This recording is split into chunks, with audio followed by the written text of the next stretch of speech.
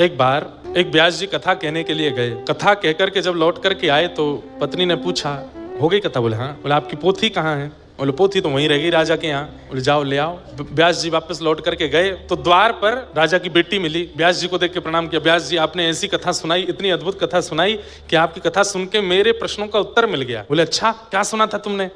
बोले मैंने सुना कि सुभद्रा को अर्जुन बहुत अच्छे लगते थे तो दोनों ने भाग के ब्याह कर लिया। मुझे भी कोई प्रिय लगता है। अब मुझसे कोई कहेगा कि तुमने ये गलत किया तो मैं तो कह दूंगी व्यास जी सुना के गए थे, आपने बड़ी कृपा की। व्यास जी बोले मेरी पोथी कहाँ है, वो दे दो। भीतर गए तो राजा का बेटा मिला। व्यास जी रुकिए रुकिए रुकिए, आपको प्रणाम तो कर लूं मैं? क्या हुआ बेटा? आपने ऐसी कथा सुनाई कि मेरा जीवन बदल गया, मैं बहुत चिंता में रहता था, अब मुझे चिंता नहीं है। अच्छा क्या सुना तुमने कथा में?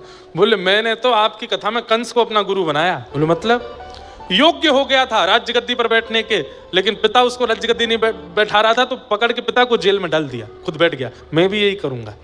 पिताजी बहुत दिन हो गए, मान ही नहीं रहे, मुझे बैठा ही नहीं रहे, मेरा राज तिलक कर ही नहीं रहे। पकड़ के एक दिन योजना बना ली, मैंने इनको जेल में डालूंगा और पूरी सत्ता अपने अधिकार में ले लूंगा। कोई कहेगा गलत है तो बोल दूंगा कथा में सुना था।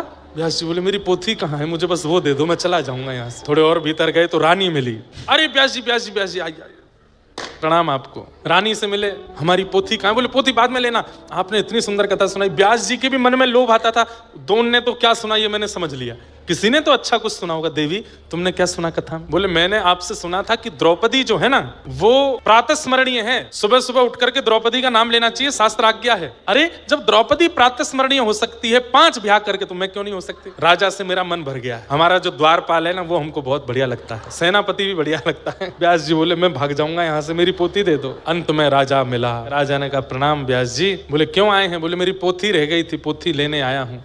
मंत्री जी ने जाकर के कान में कह दिया, बोले पोथी वोथी नहीं, इनको दक्षिणा नहीं दी थी आपने, दक्षिणा लेने आए हैं। राजा ने कहा सुनिए व्यास जी, आपकी कथा सुनकर के मैंने एक बहुत सुंदर उसमें से कथा सुनकर के मैंने जीवन में उतारा। बोले क्या? आपने कुछ अच्छा सुना होगा, आप बता दो। बोले मैंने सुना कि शांति दूत बनकर के भगवान कृष्ण गए कौरवों से कहने की पांडवों को 5 गांव दे दो, पर मैंने गुरु बनाया दुर्योधन को। उसने कह दिया सुच्चग्रही वनदास्यामि बिना युद्धेन केशव, सुई के नोक के बराबर जमीन भी बिना युद्ध के नहीं दूंगा। मुझे पता है आप दक्षिणा मांगने आए हो, पहले 2-2 हाथ लड़ो तब दक्षिणा दूंगा।